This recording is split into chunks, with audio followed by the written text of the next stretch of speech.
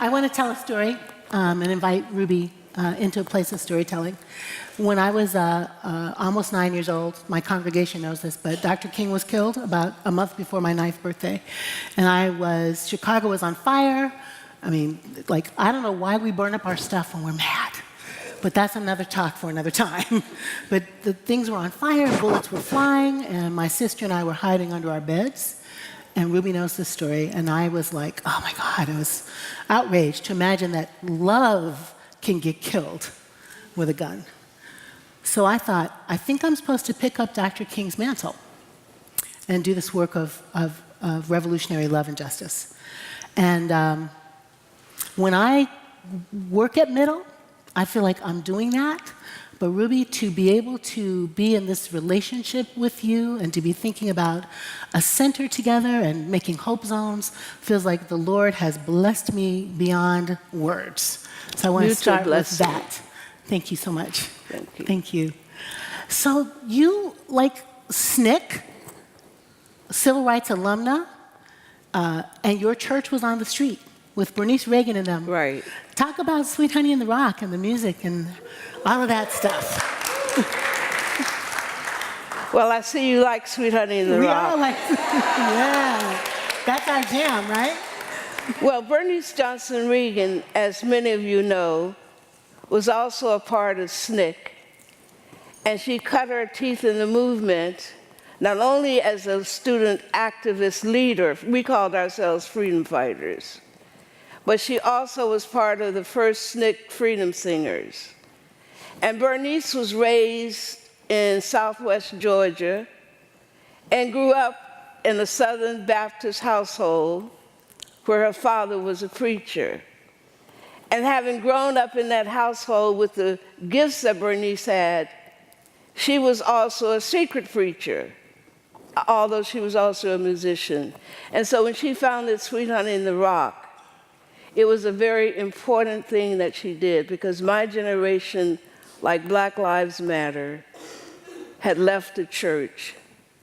We found that the institution was too heavy, too rigid, and we did not have a place that we could find ourselves in. And Bernice Johnson Reagan was our preacher, and Sweet Honey in the Rock kept us in church. Embodied in the songs was the Black folk theology that we grew up with. And Black folk theology was not institutionalized in the Black church. You can find it in the blues, you can find it in the schools. It was a living theology that was with us everywhere we went. And Black folk theology was founded in the fields in those sites of terror during enslavement that people called plantations. And because Black people couldn't read or write, it was a death sentence to read or write during enslavement.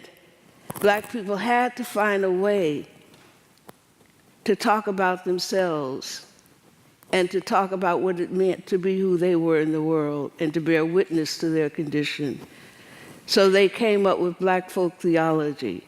And at the heart of Black folk theology was the foundation, 3 pillars that gave rise to the Southern Freedom Movement. And those pillars were agape, nonviolence, right relation, and justice.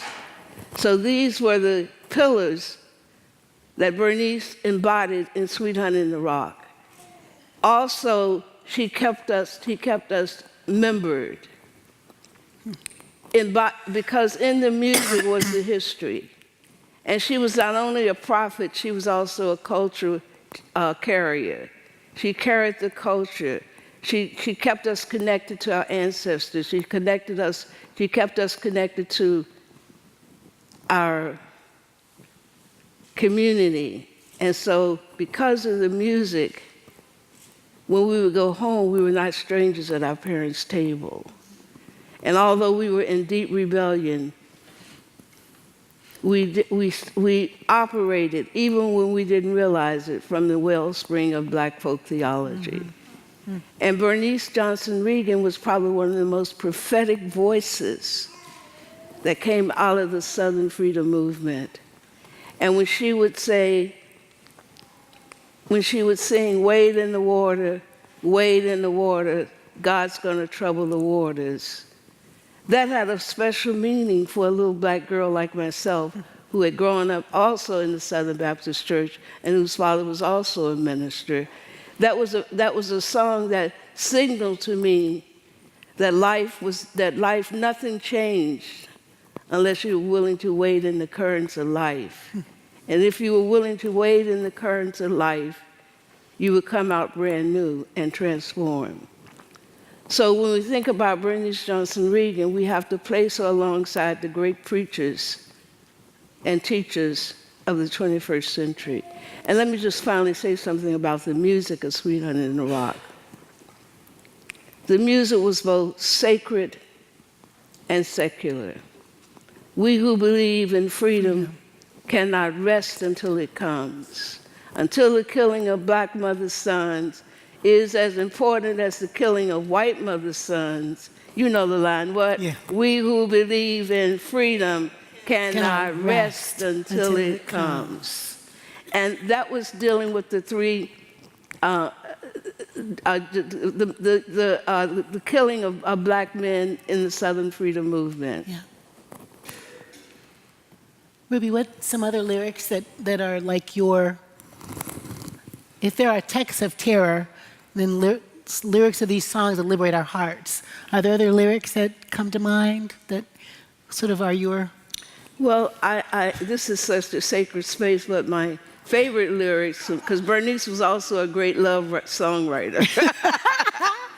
So I love her song that says, sometimes, you know, the sun breaks in my eyes and you are my sunshine. I love that. I love that. And also I liked where she says, I don't know why the rain falls down, but it does, and therefore I believe. I don't know how my parents made it, my community made it. I don't know, but they did, and therefore I believe. I'm going to rise up, shout and rise up, singing, rise up, sanctified when I rise. And I could just go on and on and on. Because most of the songs that Sweet Honey in the Rock did came straight out of the Black Baptist Church. And we also sang those songs on the streets of America. And I just want to say something, that for black people, the streets and the fields had always been subversive sites. Amen. And it was the same during the Southern Freedom Movement.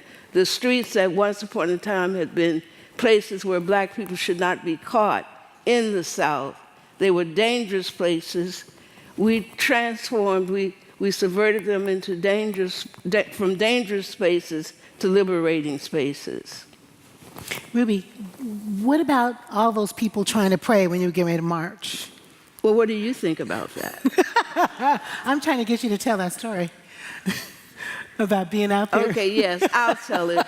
Well, you know what it is. You're young, and you're impatient, and you want to get on with the business of the movement. But every time we went to a mass meeting, nothing moved in the church until black people prayed. And we thought, SNCC people and myself, we thought, why is it that these people have to pray so much? They're embarrassing us. Our northern friends have come down from the north, and these people got to always be on their knees singing, praying. And we would be so embarrassed. You know, we would just say, can they just do a mass meeting? And so we were impatient with the tradition. We wanted something different. We thought prayers were the signs of weakness. Mm-hmm. We thought that people prayed because they were afraid. We didn't understand why people prayed at that point. And another story was, even though we thought we were in great rebellion against the whole liturgical aspect of the black church, and that included preaching. And so one time, Dr. Martin Luther King came to Lowndes County, Alabama. And you know, everybody made a fuss about the King.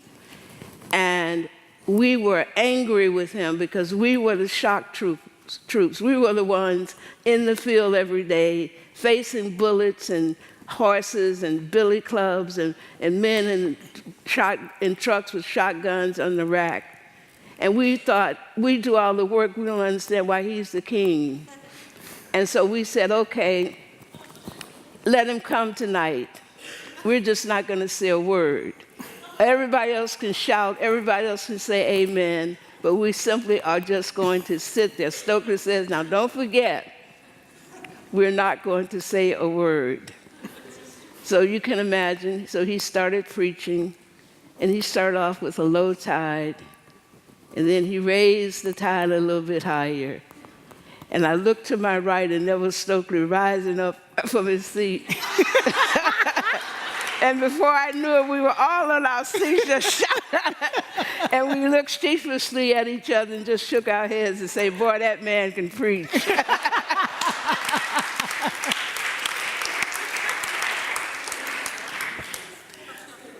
Ruby, the streets, the fields, the freedom movement turned those into transgressive sites. Yes. But also jails. Yes. Transgressive sites. Can Absolutely. you tell us a little bit about, yes, because, what was happening? for a black woman, there was only a certain kind of black woman or girl who ended up in jail. Right. And there was only a certain kind of black boy and black man who ended up in jail. And jails were not only sites of disgrace, but they were also sites of terror that you might not come back from. But during the civil rights movement, as Jacqui just said, we turned those sites of disgrace into sites of honor. And although they still were sites of terror, they also were sites of liberation. And so one of the things that the movement literally did was to transform some, sites of terror, sites of oppression, into sites of liberation and sites of honor. So it was an honor to go to jail. It was an honor to be arrested on the streets of America. And the other thing that happens that people rarely talk about is that the whole role of women shifted. I know there's a lot of conversation about how men were the most significant in the movement, but if you can understand, coming from a Southern society with all that cult of white womanhood and all of that stuff about what women's roles should be, for a 17-year-old black girl to be unchaperoned in Lowndes County, Alabama, organizing her own county, and oftentimes sleeping in a freedom house with men, unchaperoned, that there was a gradual shifting of roles in the movement. And women in the movement were transgressing, moving beyond the typical understanding of what women's roles should be. And in SNCC, the organization which I was a part, women were the chief organizers and held the strings of power. And for example, no car moved in SNCC that Ruby Doris Smith did not tell you to get into.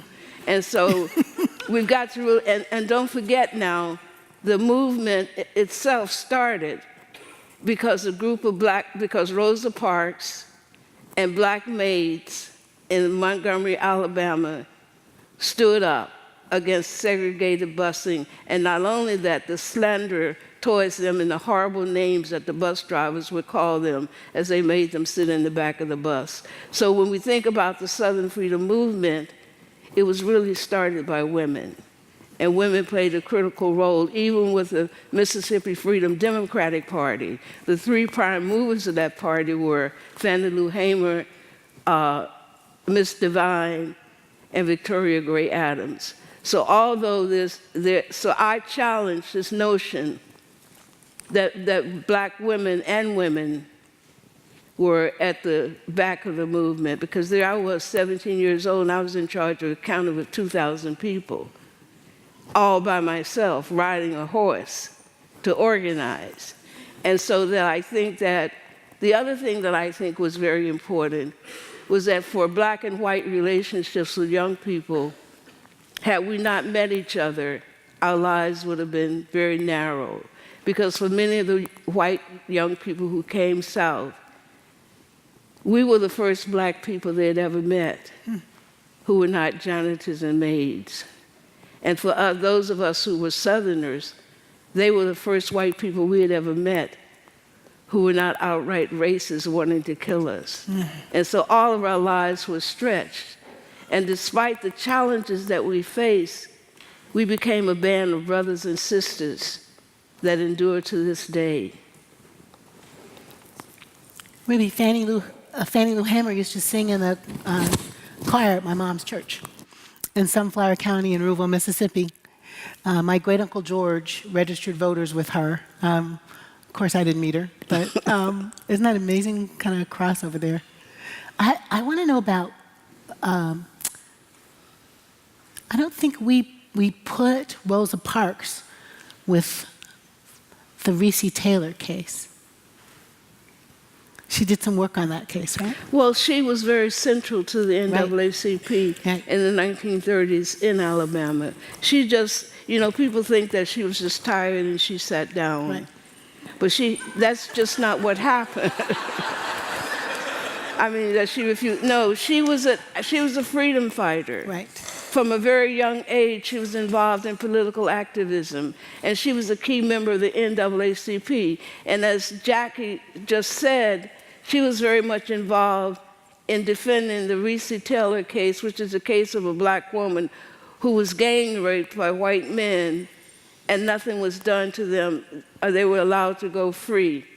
But Rosa Parks took a very courageous stand on that case and had to leave town because they were threatening her life. But that was not the first rape case she did. She did several rape cases. She was on the front line of standing up because, one of the things about rape in the South, it was part of the state. It was state-sanctioned rape that had deep roots all the way back to enslavement, where the culture believed that there was no black woman's body that a white man was not free to inhabit.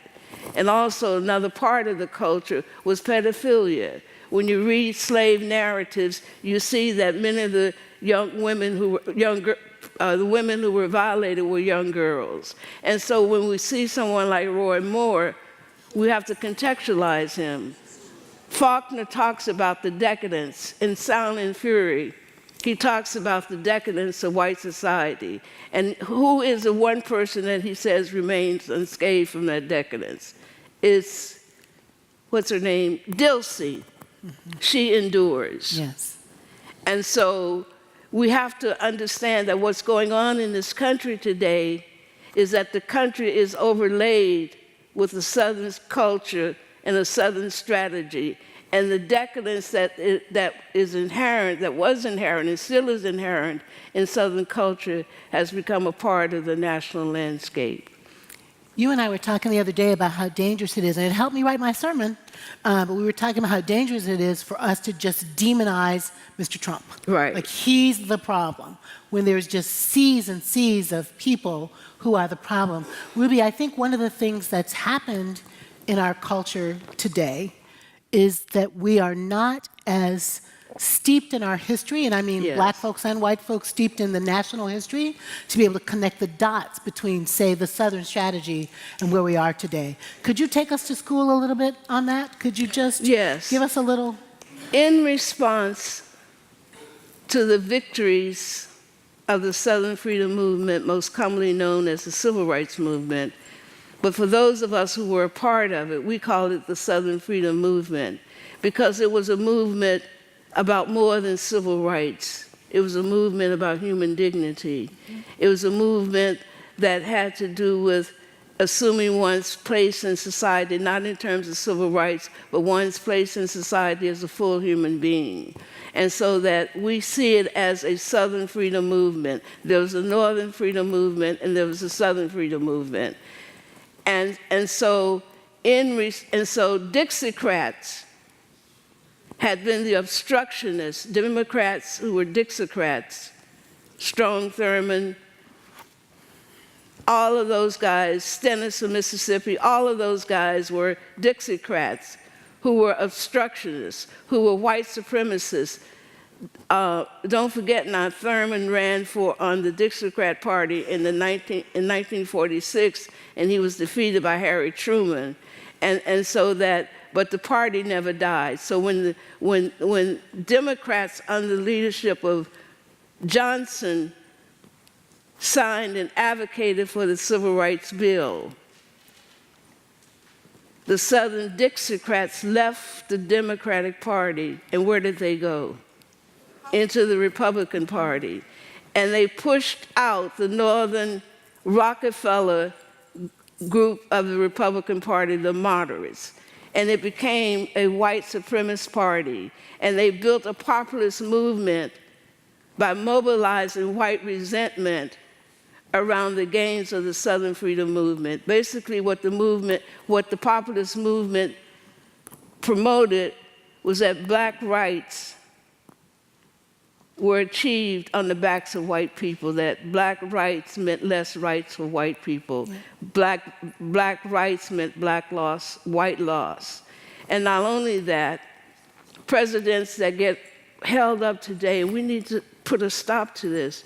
Ronald Reagan was a white supremacist bigot who began his campaign in Philadelphia, Mississippi, on the sites of Sherner, Goodman, and Cheney, the 3 young men who had been murdered, to signal to the nation that a new day was coming. He was the president that created and fabricated the lie about the welfare queen. Yeah. And the big buck black man who was standing in line at a supermarket who loved steaks more than he loved his children.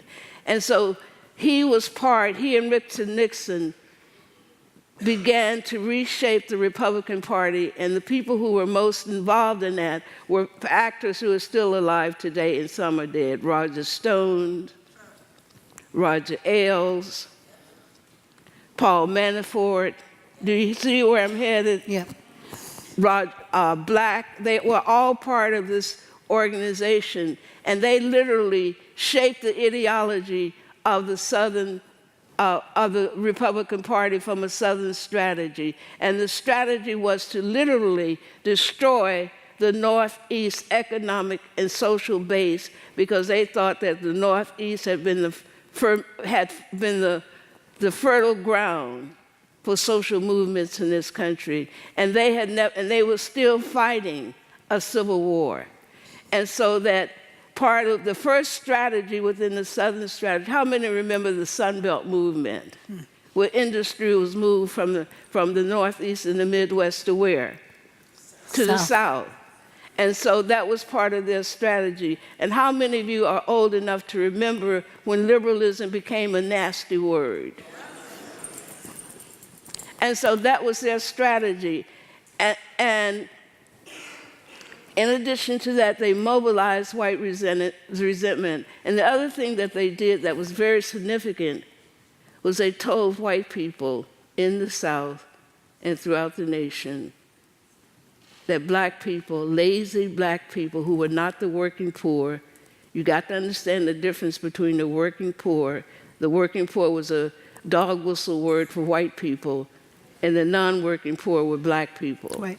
And that these non-working, lazy, welfare queen, big buck fathers were living off of the tax dollars of white people.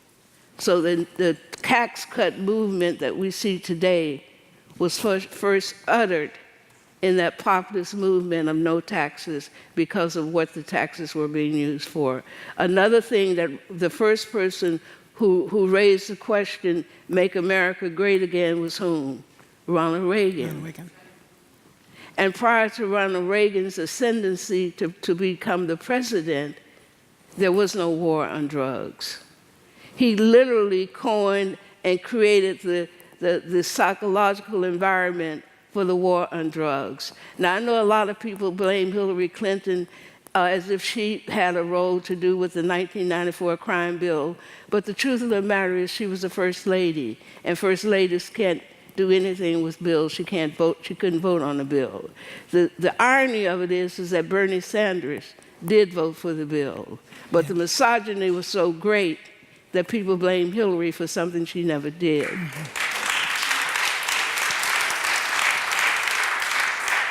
And Bernie got a free pass on that. Yeah. He was the one who voted for a 1994 crime bill that put black women... Just one second. I don't know. It just clicked off. I don't think it's her. I think it's the board. Give us 1 second, everybody. We could just give Ruby a handheld, I guess. But I think, yeah. I think your mic had an explosion, my love. Yeah. I think you're good. It exploded back there. You heard it. It was very dramatic. Right. That was pretty scary. Those guys are going to burn up, not you. We're good. We're good up here. Yeah. So basically what I'm saying is that the real danger of doing movement is to approach it as if the issues just began today or yesterday, right. Without having hindsight, insight, and foresight. That the Republican Party that we see today is one that has been building over the last 50 years, and they've been dog-whistling racism throughout that time. And they've been responsible for not only a war on black children and a war on black people, but a war on women. And so that it's really important for us to understand that the Republican Party that we see today is a party that set about to redeem not only white America, but to redeem white patriarchy that had been minimized by the Southern Freedom Movement, because for the first time in Lowndes County, Alabama, during the Southern Freedom Movement, white women sat on a jury. And so that the movement that we did in the South opened up the gates for every other group in this country. Yeah. Because prior to that, Jews were tokens at universities, and they could not get into universities. And so with the civil rights legislation and the civil rights bill, it dismantled tokenism. Prior to that, there were statutes that said that Jews couldn't live in certain neighborhoods. Ronald Reagan belonged to one of those covenant neighborhoods in California. And so with the Fair Housing Bill, the door was open for everybody. But those victories came on the backs of the Southern Freedom Movement. Right. And it's important for us to have that context for understanding, because if you don't understand where these benefits came from, you will believe that the federal government gave them to you. Amen. And that's very dangerous. Thank you for that, Ruby. And I'm thinking about so important to keep the dots connected between, slavery and Reconstruction and Jim Crow, right, and the Southern strategy and the madness of today. And I wonder also about how do we also harvest hope as we connect the dots between you as a teenager and all of you as teenagers and at the lunch counters and marching and on the freedom buses and starting the freedom schools and these young people today doing movement building. Help us to harvest hope by connecting those dots. Well, I think we are part of a continuum.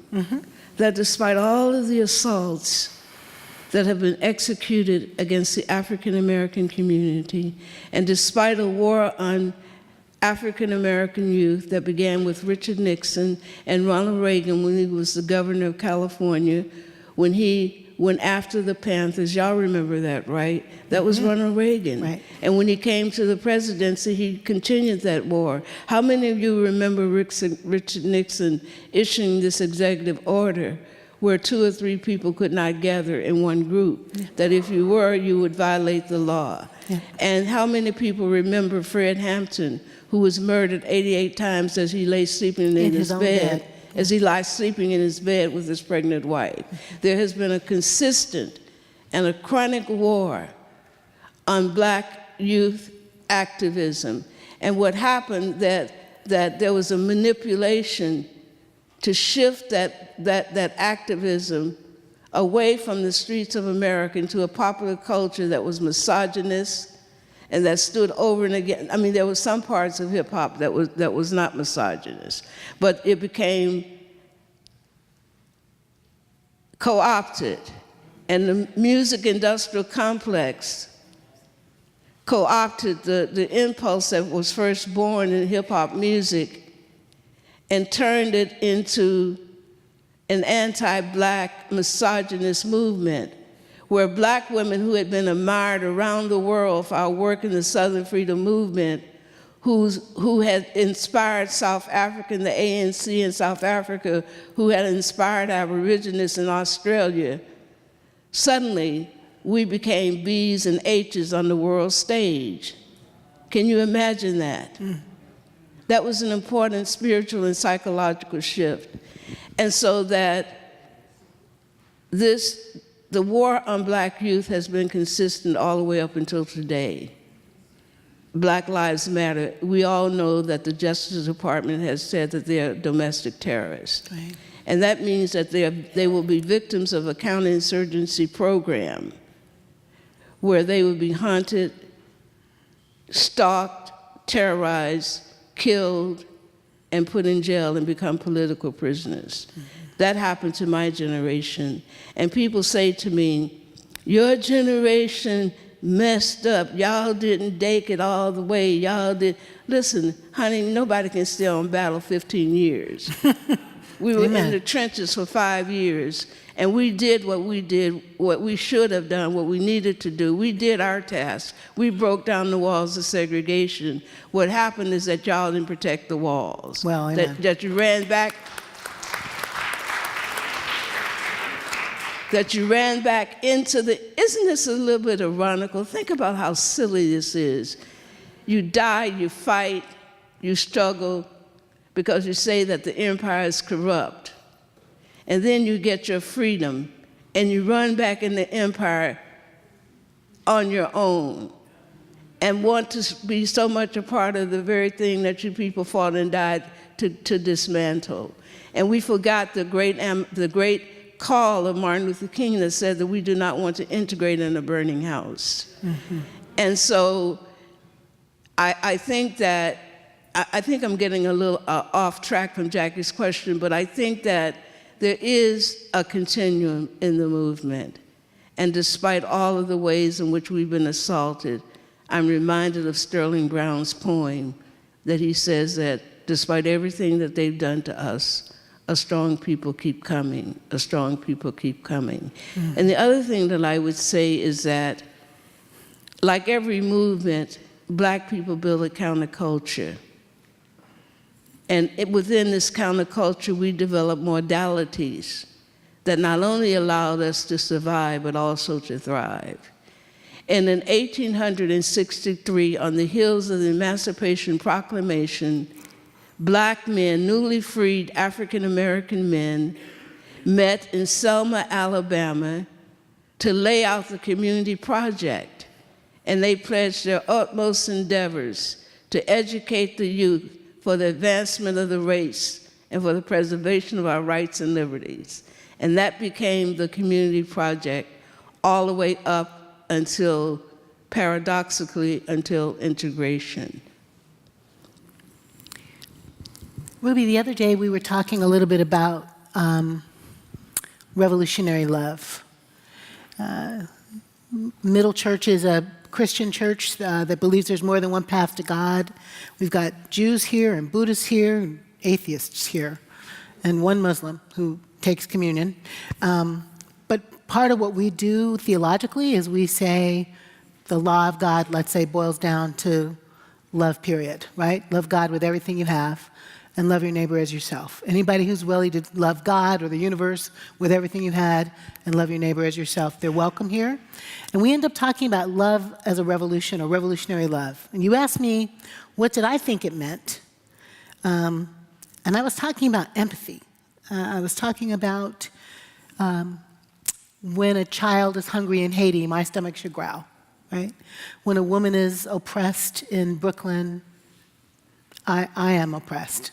This kind of inextricable connection that Dr. King talked about. But what you wrote me back took us to a psychological place. And I thought, Ruby wants to talk psychology, you know? What you were saying, Ruby, is that what is revolutionary about love is being able to sort of look at the other and kind of see a soul, to be able to hold up a mirror for them and see the best of them, right? Yeah. I'm way oversimplifying, but I wanted to play around in the psychology of race a little bit. Like I was listening the other day to this thing about, unconscious bias, And I know that's a way to have the conversation. It kind of, every now and then I go, oh, that's not deep enough, but unconscious bias. But this idea of an interaction between black people and white people especially, that the white person's something, shame, fear, sense of inadequacy, whatever, something, self-terror, projects out to the poor white person or to the black person, right? Or to the Native American person. And then in a culture like this, that stuff that gets projected gets introjected by the person who gets tossed it. You get tossed, you ain't nothing. You get tossed structurally, you can't win. You get tossed, no matter how hard you work, you cannot make it for your family. So then that gets projected as Dr. King would say, the riot of an unheard people, right? Some anger, some rage. This transaction, this projection, introjection. Does that make sense? And can we talk about that a little bit? I think that makes a lot of sense. Mm-hmm. I think that let's think about this in a very different way. I just want to sort of stretch out a little bit what Jacqui has just said and just say, first and foremost, revolutionary love is to have an eye, a third eye, to see in others what they do not see in themselves, and to create opportunities for them to live into that. That is revolutionary love. And we tend to think that white supremacists think of themselves as being superior. But the truth of the matter is, there's so much self-hatred that they do not believe that they're worthy of being redeemed. Mm-hmm. They do not believe that they're worthy of living into their highest capacity.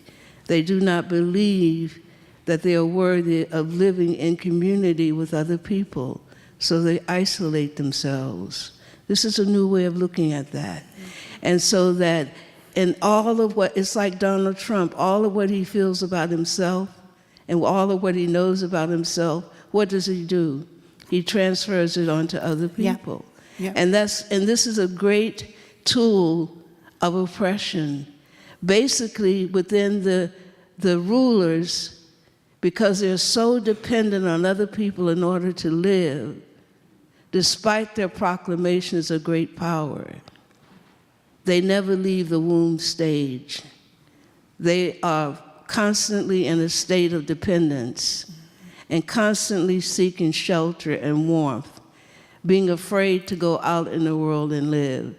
And so that I think that the business of transference is really absolutely true. And I think the real victory for them is that we have believed what they've said. Yeah. We have taken on their thing as who we are, and we believed it. Yeah.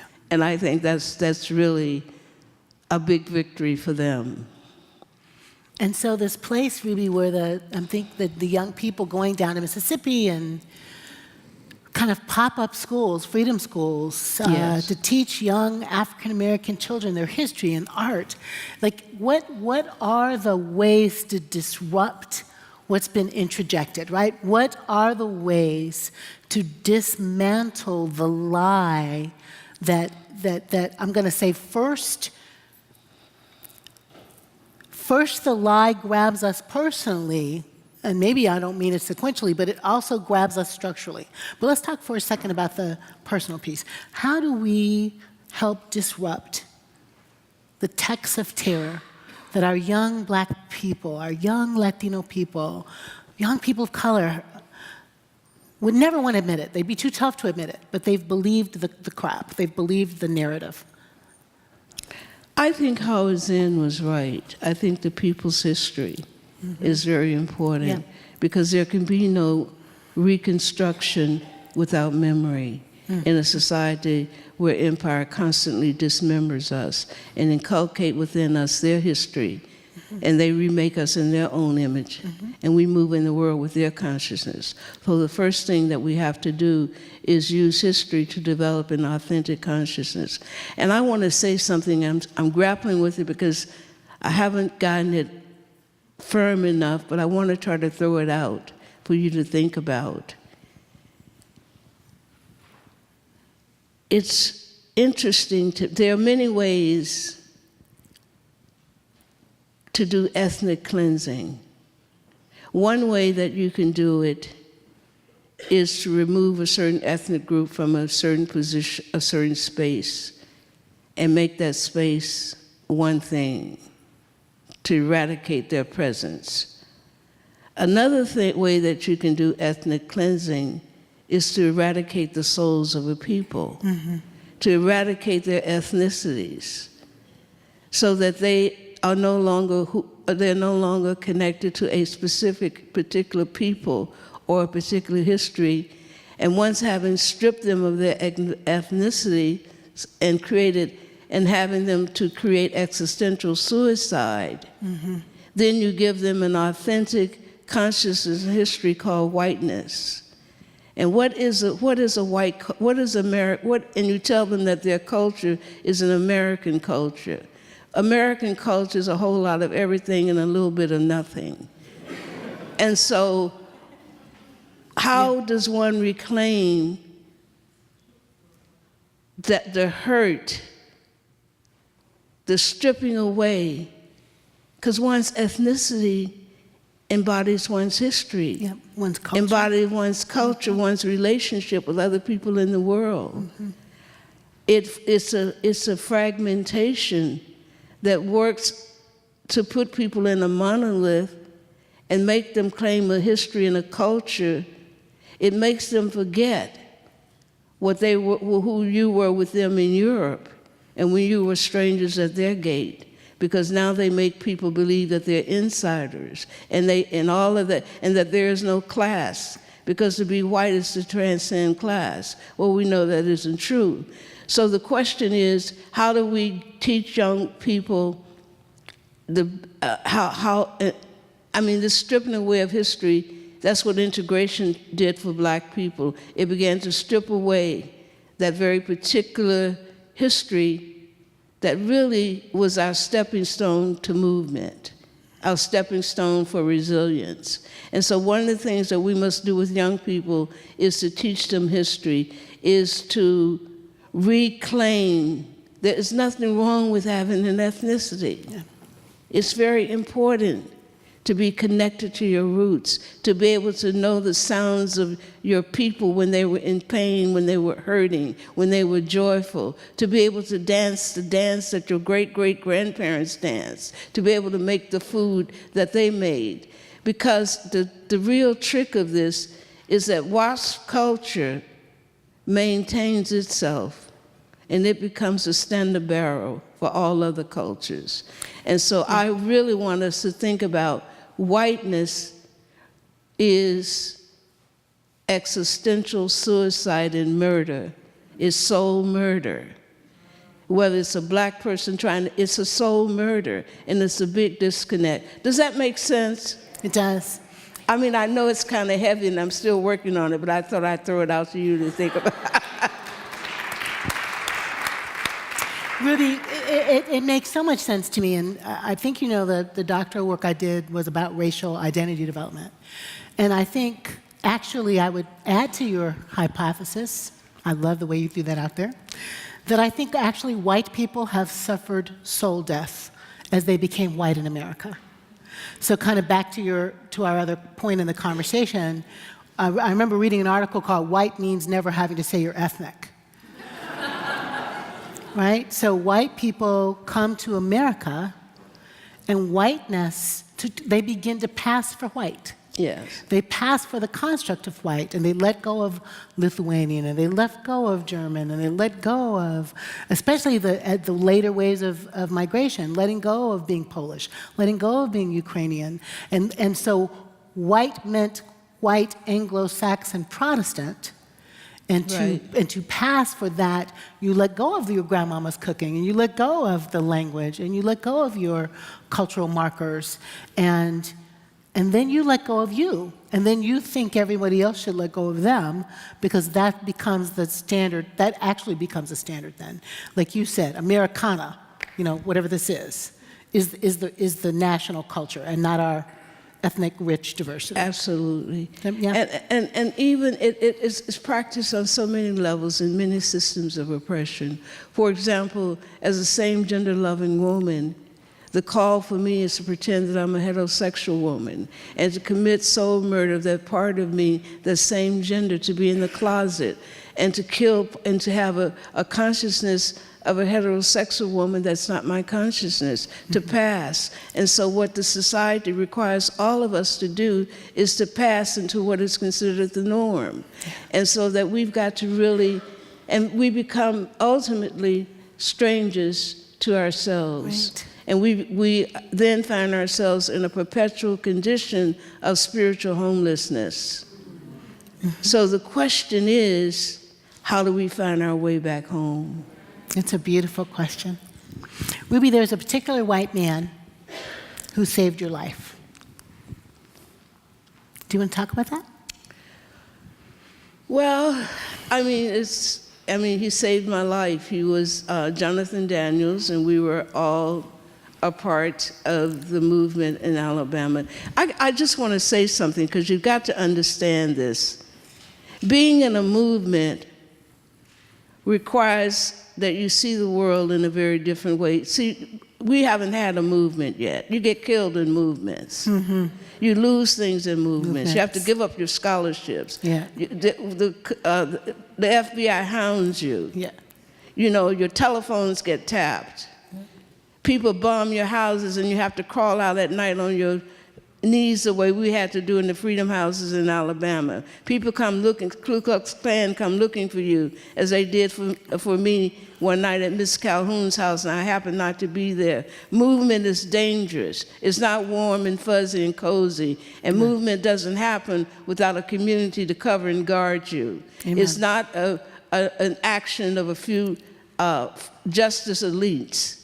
It's a community enterprise. And so that when you're in the movement, literally you have to go through a different headset. You have to change your fear of death. You can't be in a movement if you're afraid to die. Mm-hmm. And you have to understand, you have to have a different vision of death and see life as a continuum. Because you have to disembowel yourself of your ego in believing that if you are not here, it's final and nothing will go on. You have to say that I'm a part of something that's larger and bigger than me, and that even if I'm here, gone, it continues. Right. And so every one of us believe that. And then the other part of that is that you've got to be willing to lay down your life for the person who is your partner and your peer in the movement.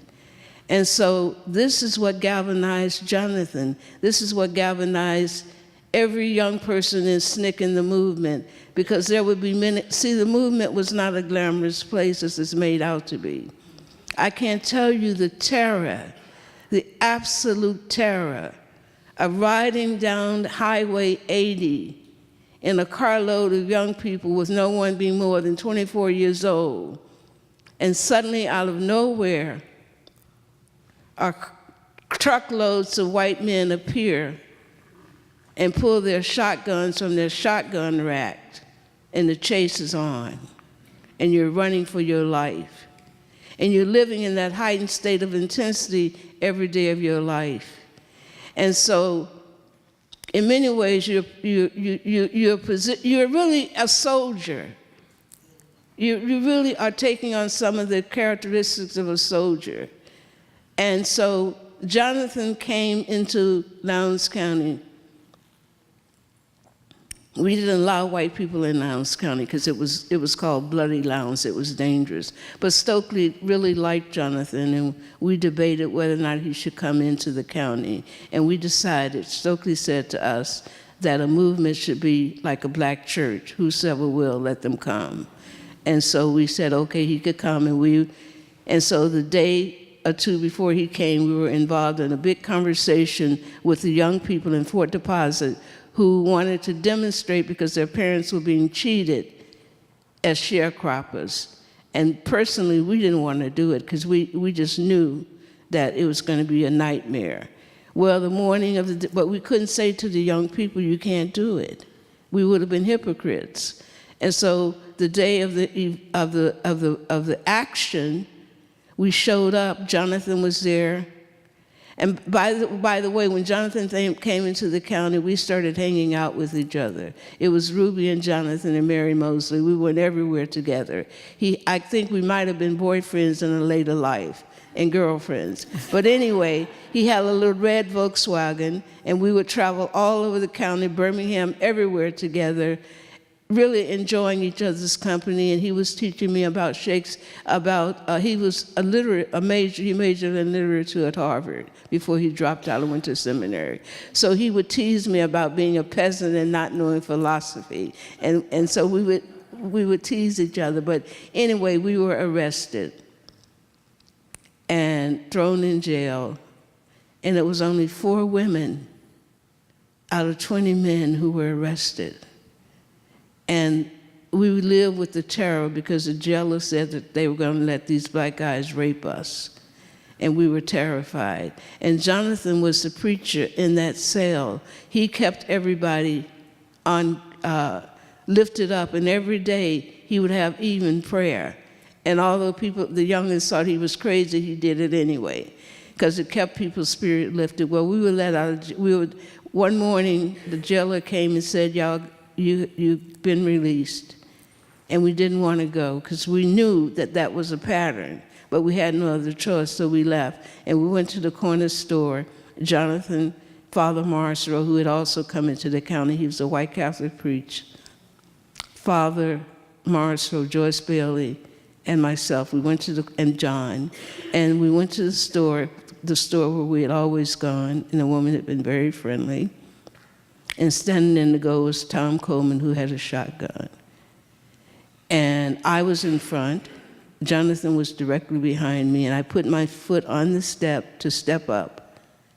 And I felt something tug at my blouse, and I fell backwards. And the next day I knew there was a shotgun blast. And that person was Jonathan. And then I saw Father Marsrow running with Joyce Bailey. And he was holding her hand so tightly, and he wouldn't let her go. And finally, I saw him drop her hand, and I realized he'd been shot in the back. And it was one of those hot summer days where the heat was just coming up from the pavement, and Father Marsrow was lying on the ground pleading for water. And the man who shot him and Jonathan forbade anybody to come over and give him water. He was just walking around with a shotgun. And I was lying on the ground, and I said to myself, this is dead. Being dead means that you can hear what's going on, but people can't hear you, but you can hear them. And then I heard someone call my name. It was Joyce Bailey, the other young woman, who was a local girl. She was 17 years old, too. And we ran across the street together. But that was a very traumatic experience for me because I came from a nonviolent home. I didn't know guns. My parents didn't keep guns. And for 6 months, I was mute. I couldn't talk. And my family was threatened with the Ku Klux Klan, who came by the house several times and told my parents that if I were to testify, they would kill my family and kill me. But my mother was not having it. You should have met my mother. She wasn't having it. And so because they had tried to kill her baby, and she was not having it. And so I testified, and of course, the man who killed Jonathan was set free. And some 50 years later, when a reporter asked him what did he think about it, he said that if he had to do it, he'd do it over again. Now that Jonathan's death broke Stokely Carmichael because he had seen 17 murders in a year. And something happened in the movement after Jonathan was killed. We began to get really weary, and we scattered for a while, and then we came back again and regrouped. Ruby, I have just one more question for you. And let Can I just say something that I think is very important? Please. I want to just say that as we look at the issues for the 21st century, we need to develop a new language. And we have to understand that oppression, racism, misogyny, heterosexism, classism, they are spiritual diseases that separates us from each other, from God, and all aspects of humanity. We are in spiritual crisis as a nation. We're under the grips of a capitalist technocracy where very few people matter and where things have become more important than human beings. We are in a society where history no longer matters except the virtual history that you create in a moment, that history is not the daily activities or the relationships, the eye-to-eye relationships. History has changed. That's why Donald Trump can tell a lie. Although we've heard something different, he can make a new history and it becomes a legitimate topic of conversation because history has definitely changed. And we live in a technological society that I call the Dark Ages. And I call it the Dark Ages because it is a time where knowledge is artificial. And we get our information from Google. And we don't read. And we think that analysis is a 145 soundbite. And basically, it is a time where we have surrendered our minds to other people to populate. And we're living in very dangerous times. And so when you surrender your mind, you also surrender your consciousness and your memory. And to be dismembered is a spiritual crisis. Because memory is what? Consciousness. You develop an artificial consciousness that doesn't belong to you. It belongs to the people who are feeding the artificial intelligence, right? That's feeding you. So that I think that the call for the 21st century is a spiritual call, where we have to raise each other up from disposability to essentiality, not only in the project of democracy, but in the kingdom of God and a beloved community. This is our call for the 21st century.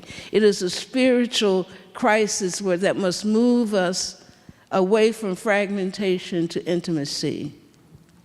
And that we have to understand that racism is spiritual malformation and social pathology. Spiritual malformation and social pathology, because in order to engage in it, you must be willing to dehumanize yourself, even as you dehumanize others. Yeah. You must be willing to take on certain attributes that are painful, and finally, that are devastatingly diminishing. And finally, we live in a society, let's just face it, of deep loneliness, fragmentation, a craving for intimacy, a sense of not having roots in a place, a longing for community, even a basic longing for a place that for public spaces which have been decimated. Public spaces have been decimated, and we only find public spaces in churches and other institutions and libraries. But for the most part, public spaces have been decimated. And so that we are in the grips, and we are being gripped by tremendous angst that have created in each of us a deep woundedness and a deep hurt. And I think that the question that beyond the systemic injustice, the very personal questions that we must ask each other is, where does it hurt? And what is the source of our hurts? Because until we can identify those hurts, we will continue to spill those hurts everywhere, and not only hurting ourselves, but devastating other people.